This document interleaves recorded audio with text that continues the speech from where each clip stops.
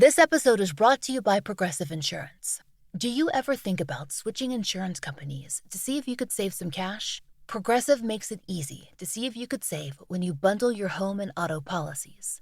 Try it at Progressive.com. Progressive Casualty Insurance Company and Affiliates. Potential savings will vary. Not available in all states.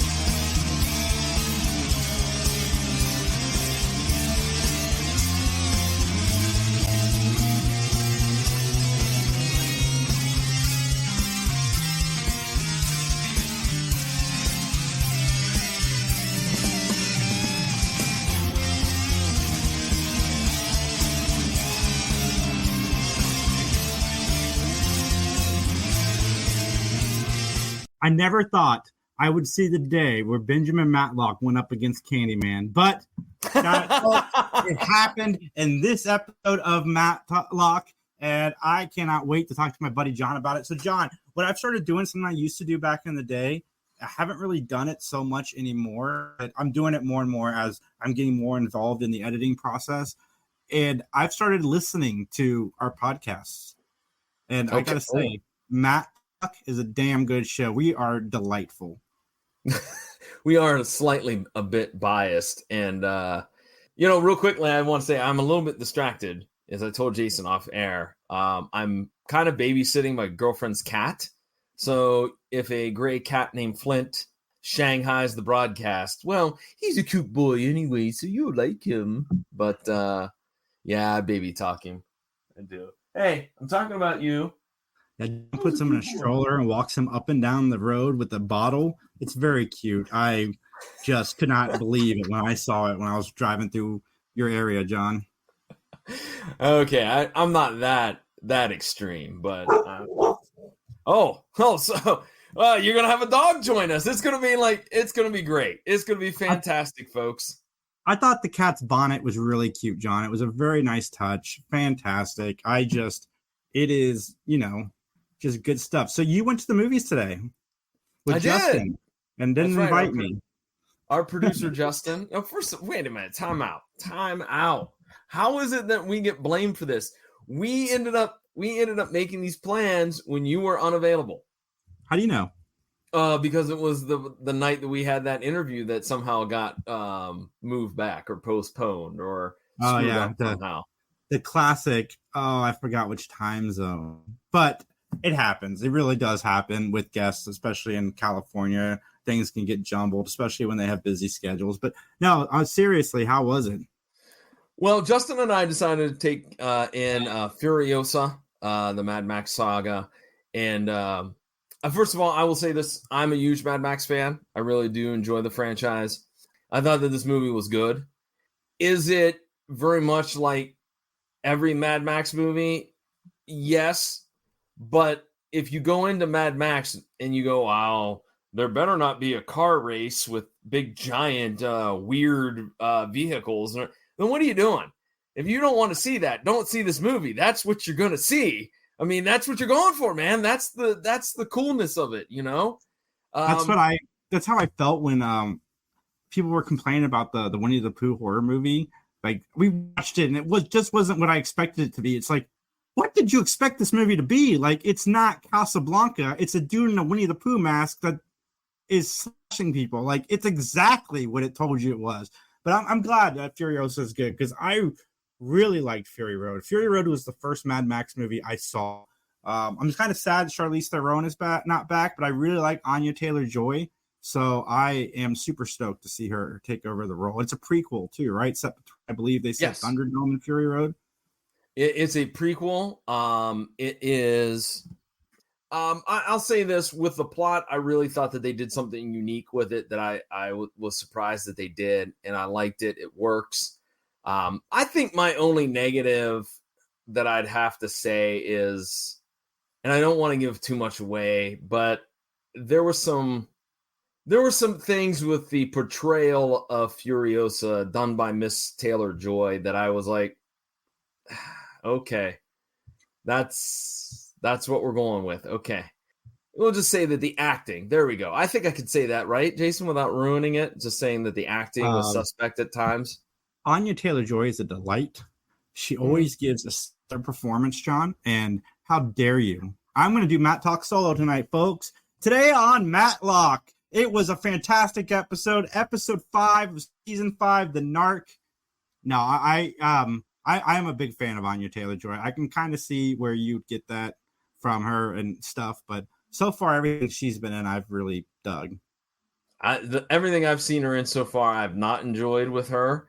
Now, everybody says The Queen's Gambit was fantastic. I have not seen that show, and from what I've seen of her other work, I'm not really that jazzed up to see it. So, Queen's Gambit was really good, and The Menu was really good. Oh, The Menu. Okay. That's the one with the chef that makes the weird entrees. Okay. Yeah, it's like a critique on that kind of dining and stuff. It's really good. You'll hate it, but it was pretty good. I won't hate it. You got to cut me some slack. I have peculiar tastes. We'll just leave it at that. That's fair, but man. Mad Max, I did enjoy it. I did like it. So I definitely give it a thumbs up. But there was some movies that I was unaware were even coming out. Like we saw previews, lots of previews, by the way. Jeez, I don't know if I can speak for Justin, but I was like, we have another, like they'd get done one. You're like, okay, we've had 5. Oh, wait, we're going to have 6. Oh, wait, we're going to have 9 now. Wait, we're going to have 11. It's about 30 to 40 minutes of previews now when you go to the movies easily. Yeah, good God. I'm somebody who likes the previews because my philosophy on previews is, and I know we have YouTube, but sometimes stuff slips by. Like I didn't know The Strangers was coming out with a new movie right now. That slipped by. Saw it in the theaters. I can't wait to see it. But I've heard The Crow looks pretty good. My girlfriend's super excited to see it. I told her that she gets to meet the guy who created The Crow at Monroe this year. So she thinks she's kind of excited about that. But I like the previews because when you go to the theater and you leave and the movie stinks, the previews give you something to look forward to. Yeah, I didn't know that they were redoing The Crow. I didn't know that there was an Aliens movie coming out. I was totally unaware of that. Eddie Alvarez is doing Alien. Yes, please. What was the other? The new Kevin Costner Western that I thought was like a Yellowstone movie, but Justin says it's not. It's like its own independent thing, but it's a 2-parter because Kevin Costner's movies, they aren't long enough already that he's got to make 2 films to cover this story. If you go back to Kevin Costner, any one of his movies, they're like 3+ hours long. Now he's got 2 3+ hour movies coming out to theaters within months of each other, that 1 and 2. And yeah, dude, Kevin Costner, you need to go back to doing TV because that really fits your wheelhouse for storytelling. Mm-hmm. So yeah, that's basically all I've been watching. I did finally finish Better Call Saul. I know our listeners are they're probably saying in their head, I'm sorry, I got bogged down in season 5 and 6, but finally finished it. Really liked it. I thought it ended strong. It had a good redemption storyline that I liked, and it had a lot of surprises in that 6th season. So I give it a thumbs up as well. I really dug it. So Elsbeth aired its final episode.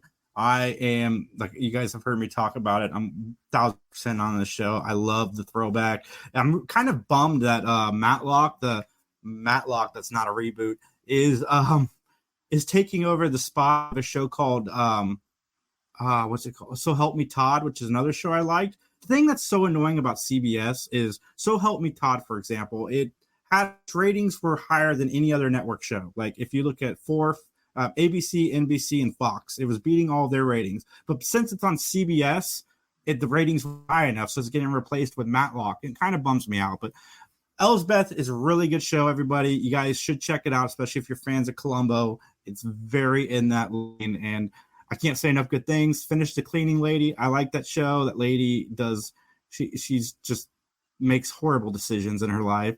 I'm watching all of the Law Orders. They're all ended the way that they should end.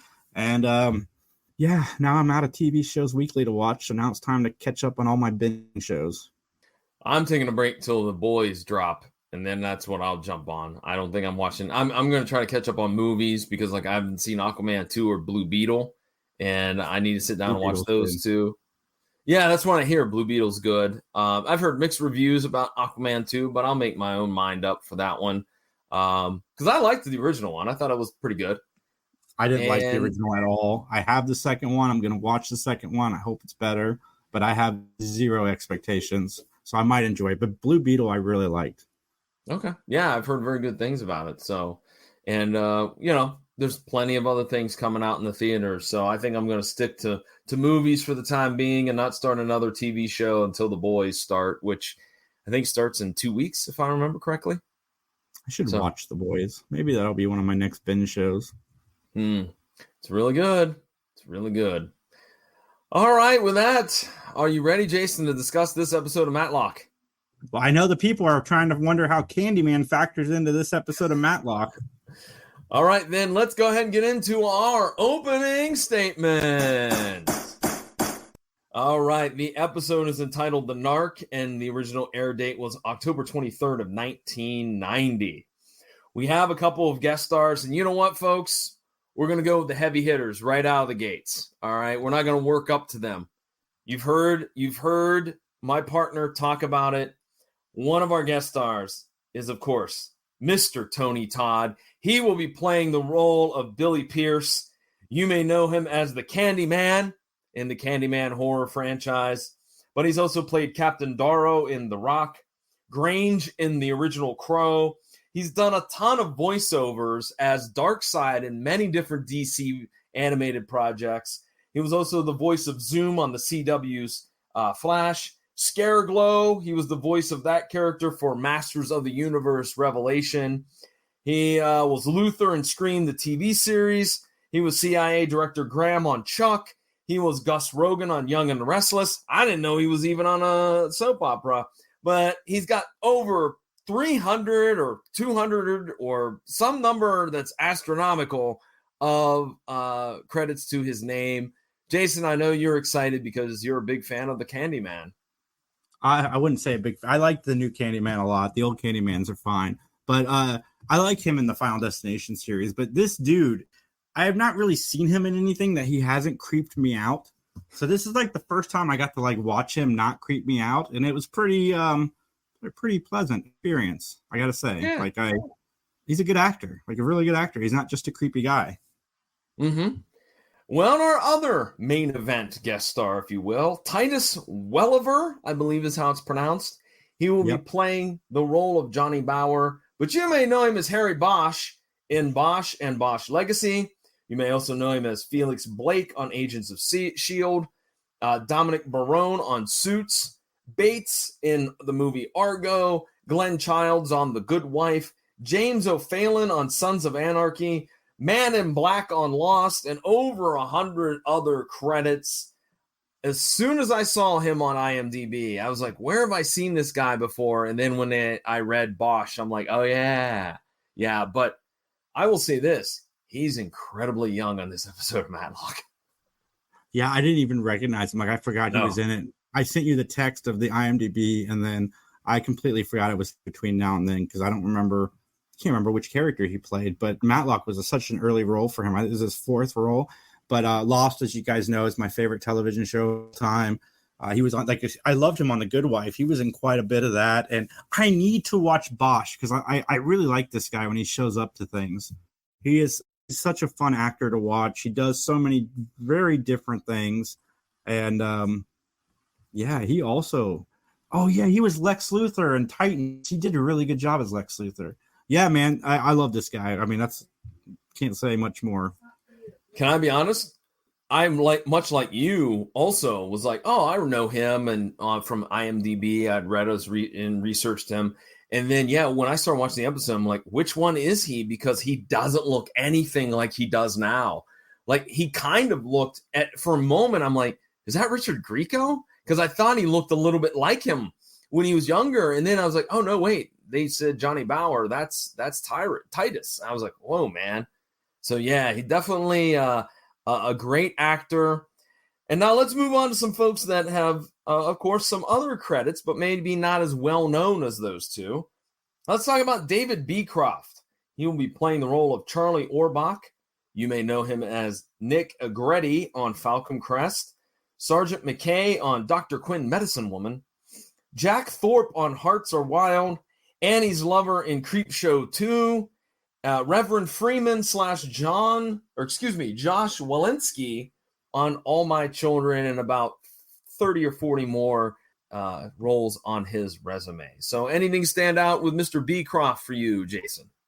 No, not really. It's funny because I'm looking at his IMDb page and it's a lot of like bit roles on TV shows, except for on Dr. Quinn. He was on that quite a bit, but he was in Murder, She Wrote. Sadly, no Perry Mason. And our last guest star is a gentleman by the name of Robert Clohessy. He will be playing the role of Harlan Fondy. And you may know him as Sib Gormley on Blue Buds. Deputy Warren Hamlet in Teenage Mutant Ninja Turtles Out of the Shadows. Alderman Jim Neri on Boardwalk Empire. Officer Sean Murphy on Oz. Gil on the Guiding Light, and over 100 other credits. Anything for Robert that you want to talk about real quick? I don't want to say it's a guilty pleasure because I feel bad about it, but I freaking love Turtles Out of the Shadow. And this guy's been around. He's been in a lot of stuff. Boardwalk Empire, if you guys have not seen it, do yourselves a favor. It's fantastic. Steve Buscemi is easily one of the most underrated actors ever. Like, he is really good in that show. Yeah, and don't forget, Michael K. Williams as well on that show is Chalky White. I've never seen it. I need to see Boardwalk Empire, but yeah, I've not seen it. I need to, though. All right, then, Jason, it's time for me to ask you a question. And that question is, can you give me an opinion, your opinion, and solely your opinion, so help you? I do, John. Then it's time to testify.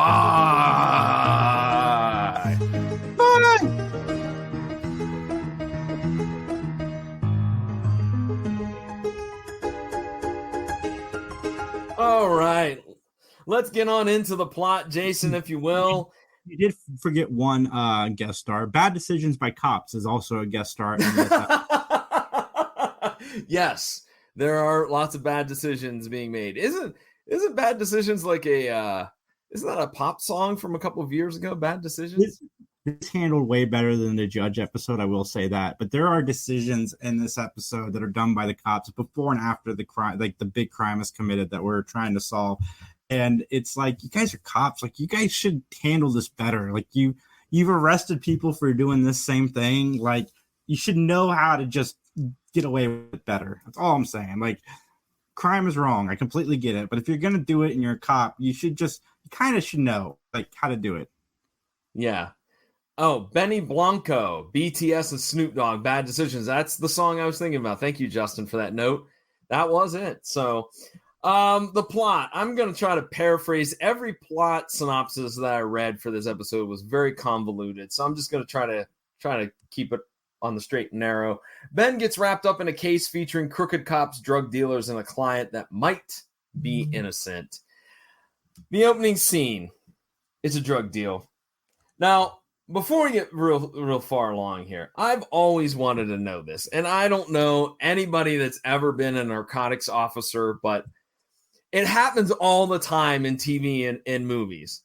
Why does it have to happen where there is the one guy that has to take the knife and put it in the brick of coke and then taste it?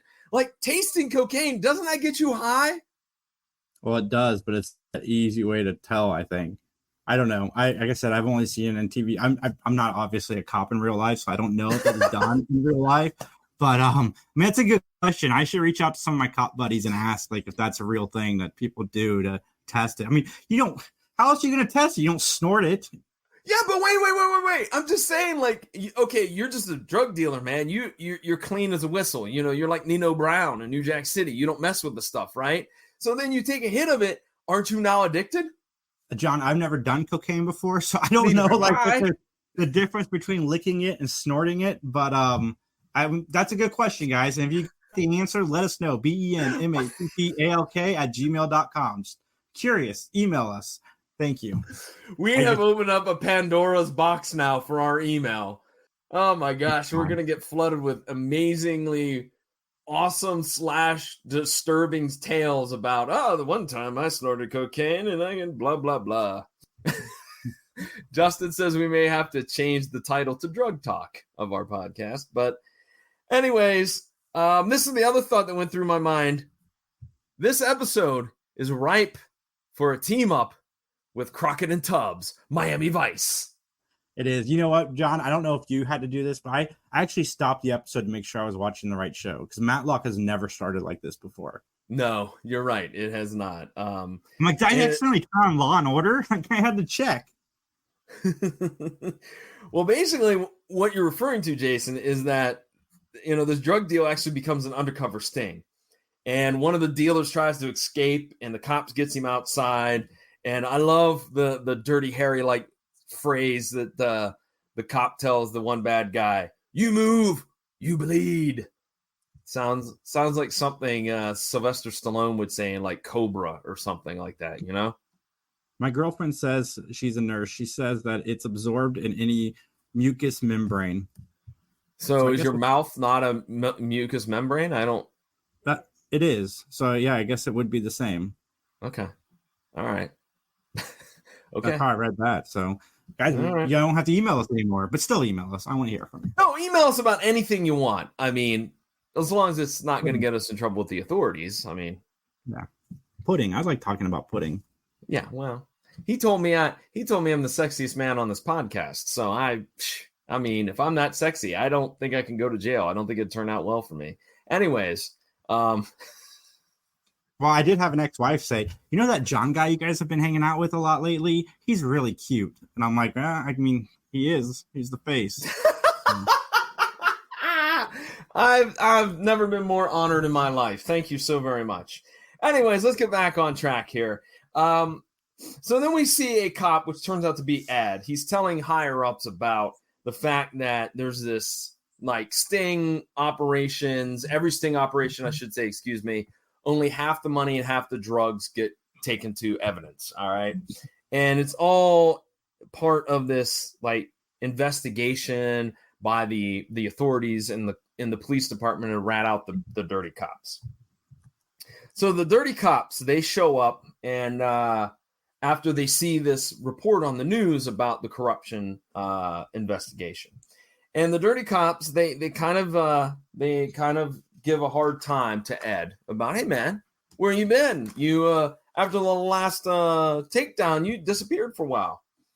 And so basically we kind of find out that Ed's kind of got second guesses for doing all this stuff.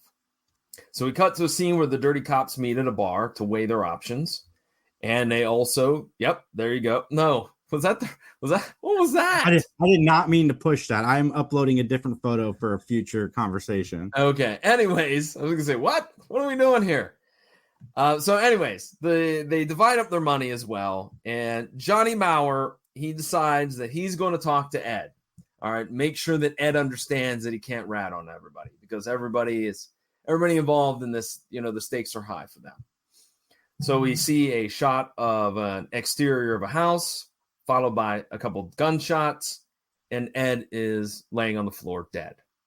I would like to throw this out there. I don't know why, but some of the automobiles in this episode, there's something. I reminisced about the old 1990 Ford Escort, the sport version that Johnny drove. That was, I don't know, it just brought back sweet memories of some yesteryear automobiles. In fact, I think Bob Brooks rolls a pretty awesome Ford LTD, and I thought that was pretty righteous and needed to mention that as well.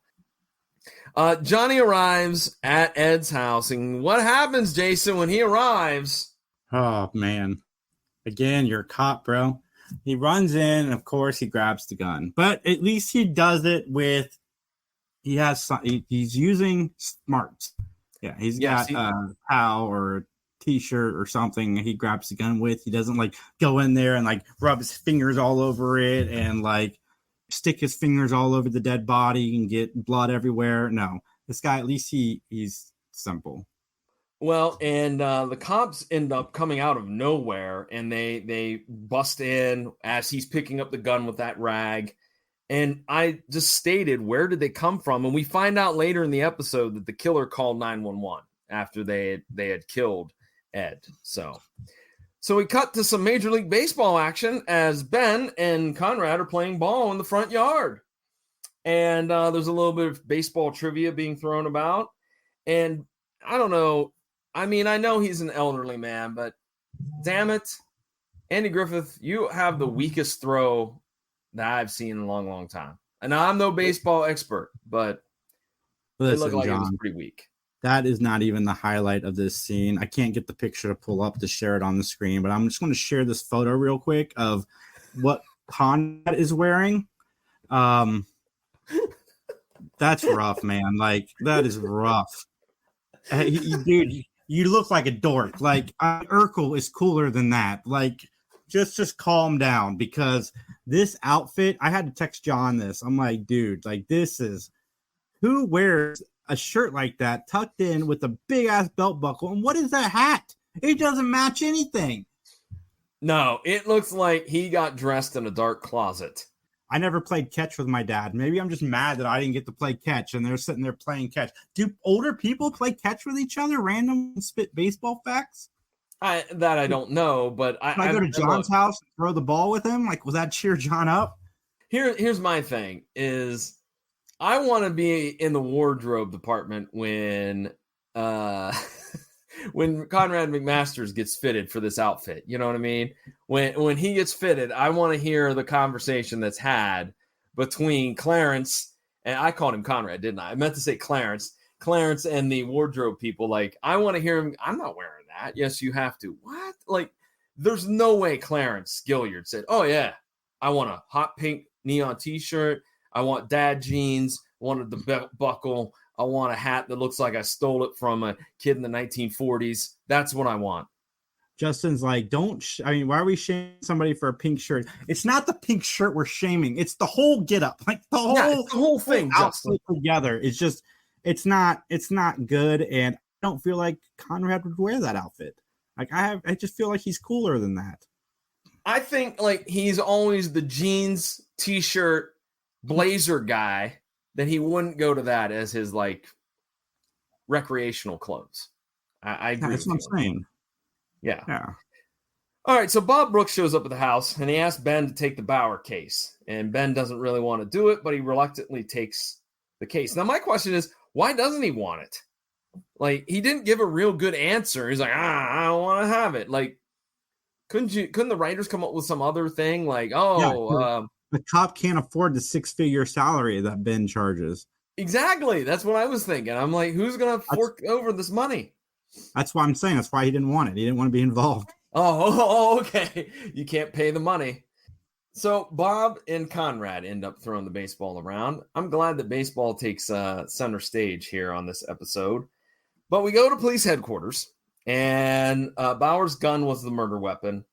And Bauer claims that, man, look, I'm clean. I was not involved in these last couple of hijinks. I was trying to get out of it. I was trying to get out of the unit. I put in to get transferred, but I couldn't get out.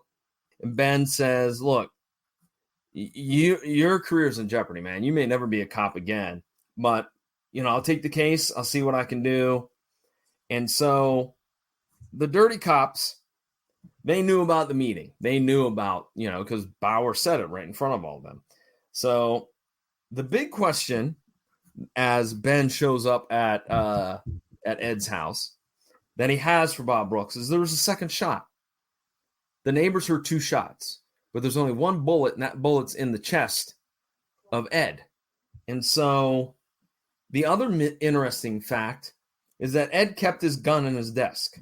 Why didn't he go and get the gun? Because he knew the person that entered the room. That leads us to a very interesting couple of clues. Wouldn't you say so, Jason? Yeah, but I've got a lot of questions about this gun. Wouldn't the cops check to see if it had been fired?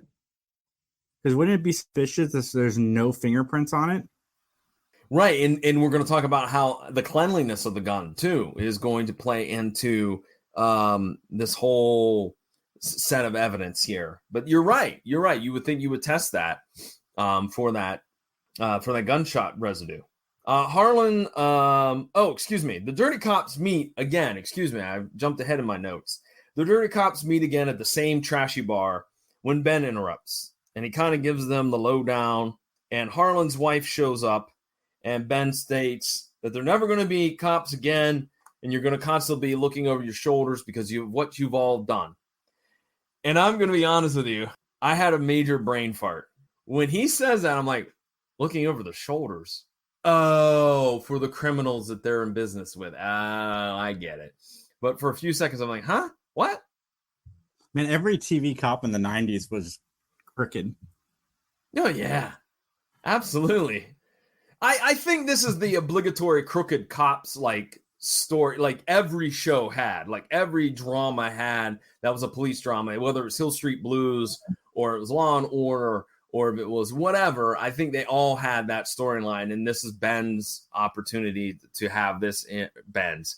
I keep calling people their character name. Andy's example of having his, cop show feel, dirty cop show feel, if you will. Except for Andy Sipowicz, he was a great cop.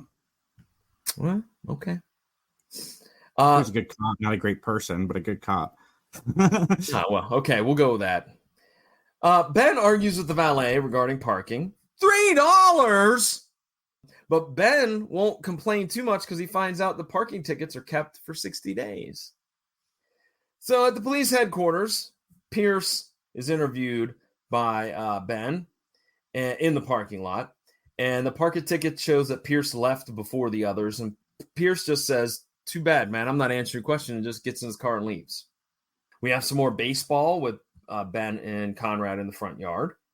Ben then gets a call to meet with dirty cops. And Conrad decides to go with him, and it's a good thing he did. So they go to this bakery around the back. These two dudes are dumping day-old bread and day-old donuts and whatnot into the dumpster. And then some thugs showed up who had to be, by the way, the most stereotypical drug-dealing thugs that every single cop show had on their episodes. Because these guys, oh my gosh. They had wild clothes, and one guy had quite a mullet and the goatee and the whole 9 yards. Jason, what were you going to say? I said I'll wait because it's after the cops show up. Okay. So anyways, they want money. The thugs are like, we want our money. And Conrad and Ben are like, we don't know what you're talking about. And so then the cops show up, and they bust up what basically is a drug deal that unfortunately Ben and Conrad got suckered into going to. And there's a firefight. Ben and Conrad have to dive into the dumpsters. And then our next scene is Ben, who is absolutely filthy due to the jelly donuts. He goes to the bar where the dirty cops are. He confronts them about being in the midst of a drug dealer shootout. And Ben dumps some mysterious stuff on them. All right, what do you got for me? So, Ben, see, this proves my point about Conrad. Even getting out of the dumpster, he is clean. Like, nobody who's that smooth in a dumpster is going to wear that outfit. That's all I'm saying. Like that, the two just don't mesh well together. He gets out of that dumpster looking like $1 million. Ben gets out looking like he just got in a fight with a jar of spaghetti sauce and lost. Do we have any comments, Justin, that we need to address? No comments? All right, just was checking in. All right, well, so, by the way, as Ben is leaving that bar, the camera catches that, indeed, Conrad McMasters is there, and he overhears Pierce talking on the phone. And I wrote down, did they put a hit on Ben? Because I really thought that might be something, that these dirty cops might be able to, make it look like an accident, if you will, air quotes, with Ben's death. Spoiler alert, that will not happen. I love the cool 80s music, by the way, as Conrad watches Pierce meet with a dude, and they go in, they meet on the street, and then they go back behind this building, and then Pierce comes out, gets in his car, and the other guy comes out like with blood, like he got a busted nose and lip and all that jazz. And my question was, why does Pierce beat him up? So Bob takes Pierce at police headquarters. This happens at police headquarters in the hallway. Bob takes Pierce into a room in which Mr. Chan is the guy who got beat up by Pierce, and Ben are waiting on him. And basically, Chan is an informant, and that's the alibi that Pierce gives. But Bob says that's not true, that Chan is one of the people that receives the drugs and cash that you don't turn into evidence. And so Chan has flipped on Pierce, and Bob and Ben kind of squeeze Pierce to get some information. And basically, Pierce decides that he's going to go meet with Harlan, all right, in Harlan's home. And they kind of get into a little bit of an argument, but basically it's revealed that Charlie left the bar right after Pierce, that Harlan was the only one that stayed behind. So we go to the courtroom, Jason. Charlie's on the stand. Ben reviews the facts. Half of the money and drugs are never put into evidence lockup. Charlie left the bar early and he walked to Ed's. Harlan has it all on tape, admitting to Charlie leaving because Pierce was wearing a wire. But then we get a twist. Are you ready for this? I didn't see this coming. I don't know if you did. Charlie admits to leaving early. He had a date. Who was his date? Eileen Fondy, Harlan's wife. Yeah, the partner's wife, man. I mean, how many times have we seen that in 90s cop shows, too? And it gets more salacious than that because Charlie says they drove a couple blocks over and had some fun, if you know what I'm saying. How does that happen, though? Wouldn't the partners be pretty much busy at the same time? Wouldn't they be home at the same time? Like, I understand if the wife was having an affair with somebody else that worked in the department, but wouldn't they have the same schedules, the husband and the partner? Maybe, maybe not. I don't know. Maybe, Pierce maybe worked afternoon turn and the other cops, maybe Bauer worked the morning shift. I don't know. There's different shifts, I'm sure, at a police station. Again, we don't know, but we'd like to know. Jason, tell these fine folks one more time how they can get in touch with us. It's BENMATTALK@gmail.com.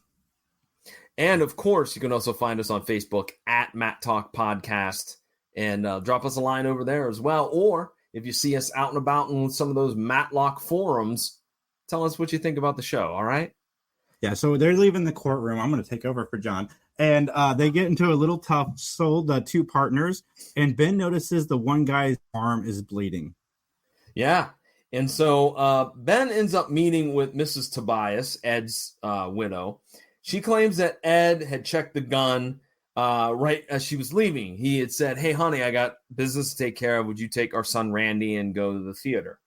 And basically, Ed was very upset with his son because his son apparently took the gun to the firing range, and he used it and didn't clean it and just put it back in the drawer. And this was a major, major issue. All right, so to kind of paraphrase, the last time that gun was seen in that drawer, it was dirty. All right, it had been fired. And even though Ed was upset about it, apparently it never got cleaned. Probably we can infer because it happened right after the murder of Ed, or right before the murder of Ed, I should say. So we go back to the courtroom, and Harlan is on stand, and a guy named Red Huntsinger is the alibi for Harlan. Red claims that Harlan left before a rematch because they had played pool earlier and he had whooped up on him. But when Harlan returned about 20 to 30 minutes later, he had an injured arm. And so Ben has this theory that Ed, who was an avid jogger, could run over to Ed's, kill him, and return back to the bar within 20 or 30 minutes. And Ed's gun, basically Ed had shot Harlan in the arm. That was shot number one. And Harlan was shot Ed in the chest. That was shot number two. But the big mistake Harlan made was he took a few minutes to clean the gun. So Harlan, the injury in the arm was the bullet wound that he had removed by a gentleman by the name of Dr. Campbell, I believe, that, hey, man, he stitched him all up, removed the bullet, and that's why it was still bloody the previous scene where he got into fisticuffs with Charlie. And so Harlan refuses to lift up his shirt whatsoever. I'm not doing it. I don't care. And then we cut to the final scene of the episode, which makes me, and I'm holding off on my comments, but this makes me mad, and I'll explain in a minute. We see Conrad and Ben playing more baseball. Some kids from the neighborhood show up. A baseball game breaks out. And one of the kids hits the ball into the windshield of a car, and it's shattered. And that, my friends, is the end of the episode. And now, time for me to rant. What was the result of the trial? What was the result? We don't know. There's no result whatsoever. There's no 1 minute scene. John. What? This whole episode has been a callback to Law and Order. Law and Order does the same thing. You know how it ended. Ben even said it. He said, all I have to do is prove it. You know how it ended. You got to use your imagination. You got to think a little bit on this one. But no, this episode to me felt like a call, kind of a, I don't know. I dug it. I know Law and Order came out after this episode, but it felt very Law and Order-esque because Law and Order does that a lot. It has you fill in the blanks, but you kind of know already who did it. And yeah, I dug this. But anyway, this isn't our closing statements, John. Let's get into that. All right, let's get on into our closing statements. This is the part of the podcast where John and I will rate the show on a gavel system. 5 gavels means we absolutely loved it. 1 gavel means we hated it. Negative 35 gavels means we are changing our identities, moving to Texas, where we will become people living on a range, voting for people that we may not want to vote for. John, how did you like this episode? Well, hold on. I got my man Flint here. As he has a cat on his lap that is not happy that John has him in his lap and trying to attack him. Flint, I was trying to show. Oh, and Jason has a dog that's not very happy either. Anyways,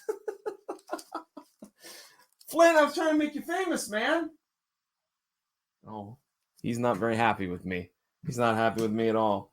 You know what the amazing part is, real quick, for folks at home. Let me just give you a little bit of inside baseball, so to speak. Earlier today, when I sat in this very chair in front of this very computer, researching guest stars and stuff, somebody, I don't want to mention any names, somebody kept jumping up on this desk and like walking on my keyboard and getting in the way. He's camera shy, man. He's trying. He knows what's happening. He's being a professional. Okay. Well, I don't want to tarnish myself because, as you very well know, I am the most professional podcaster. And that was a good one, Justin. That was a good one. All right. Enough of the silliness. Enough with the cats, with the dogs, with the whatnot. Let's get down to it.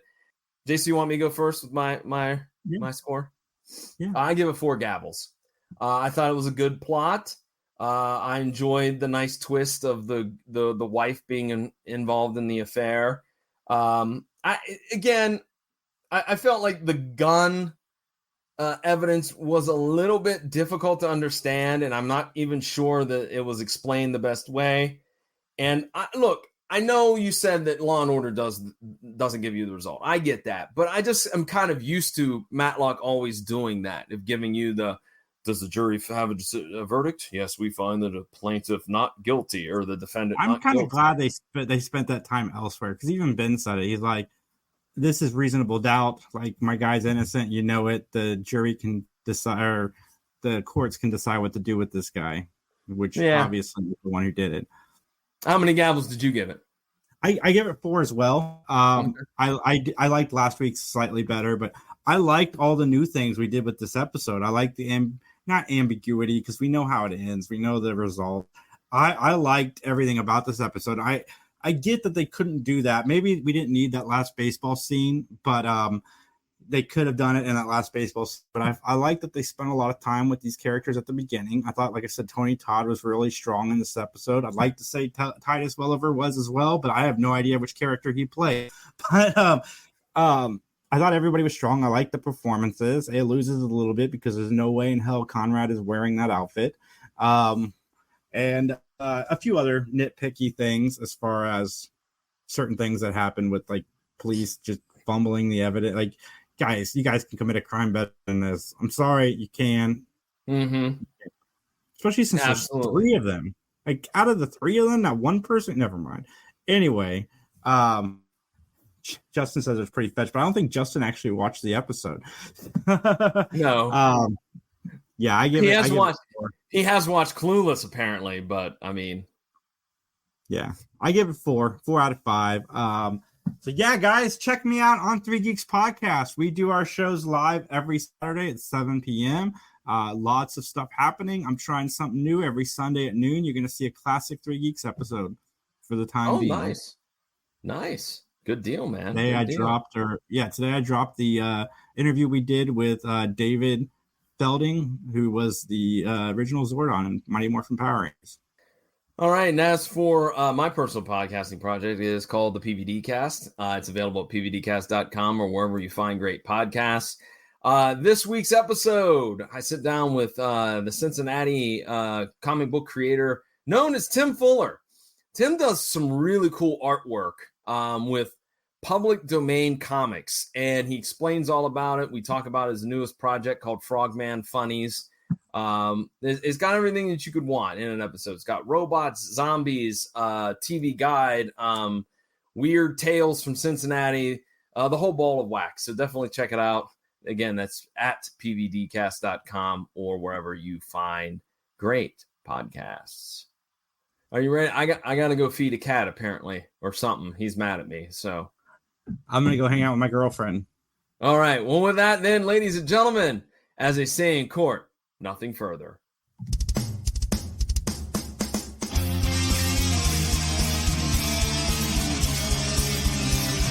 Buying a gun for someone who is not allowed to, that's a crime.